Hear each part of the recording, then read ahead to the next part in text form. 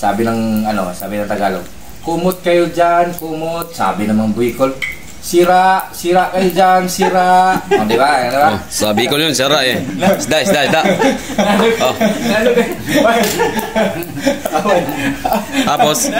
Away sila dalawa. Ano mo sira? Bubuo pa to. Oo, sira. Di, sira ibinta ko. Ano sira binta mo? Isda kasi. Isda kasi sira eh. Sira.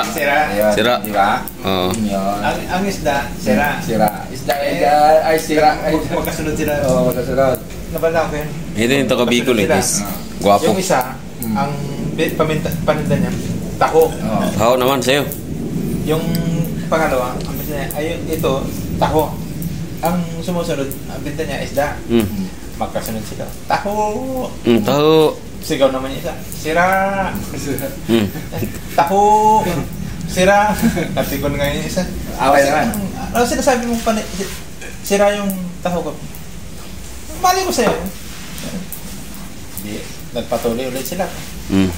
Sigaw yung buwan ng microphone yung panda. Para malakas. Taho! Kumuha rin ng mayroon. Sira! Pagdating sa kanto, suntukan silang dalawa. Ano sinasabi mong sira nga paninda? Kasi yung isda kasi niya, sira, di ba? Yung sa Bicol eh. Yung isda, sira. Sa Bicol. Yun. Kung di talaga dapat marunong kang may common sense ba? Pangasinan, pre. Huwag mo palawanag sa video mo. Hindi, kasi nawawala yung punchline. hindi, maganda kasi ito eh. Pangasinan. Umakyat, may ibon. May ibon. Nangingitlog sa taas. Umakyat ngayon yung taga Pampanga. Umakyat. Umakyat pala yung Sige. yung Tagalog, sabi niya, pre, may itlog dito. Itlog at ibon. Hindi, akyat naman ngayon yung patingin nga kung may itlog ibon ba dyan. Punta naman yung Pampanga, pre, Pampanga. Oo nga, sisiw na. Sisiw na daw. Taaway sila. Sabi ng Pampanga, paano naging sisiw yung itlog?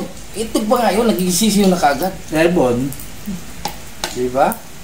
Kasi yung itlog pala sa Pampanga, Airborne na. Ebon. Airborne na ang tawag. Ebon. Ebon. Tsaka ang salita ng Kapampangan, ang Tagalog, ang dating sa Tagalog, bastos. Kasi tulad nung sa Tagalog, nasaluko ang bula sa ilalim ng tulay. Nasaluko ang bula, sila no bula. Sinapokin ko sa ilalim ng tete. Sa ilalim ng tete. Nasaluko ang puke sa ilalim ng tete.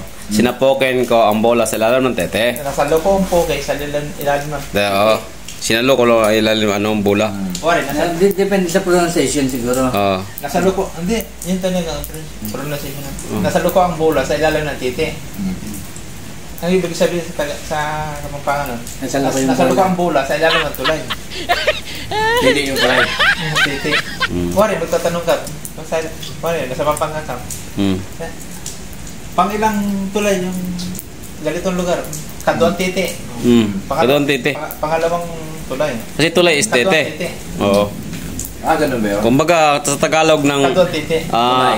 ang bola sinalo ko sa ilalim ng tulay, ang bola sinalo ko sa ilalim ng tulay, ang sa Pampanga niyan, ang bola sinapoking ko sa ilalim ng tete. Ganyan yan. Yun. Parang kaya pala ng tiga amin na bumili ng tinutusan siya. Bisaya siya, pre. Tinutusan siya ng amo niya dito sa Tagalog. Tinutusan siya, Tay, bili ka ng tinapa. Tinapa. Ngayon, bili siya sa tindahan. Tao po, pabili ng tinapa. Wala na. Tinapa. Kulay red. Bisaya eh.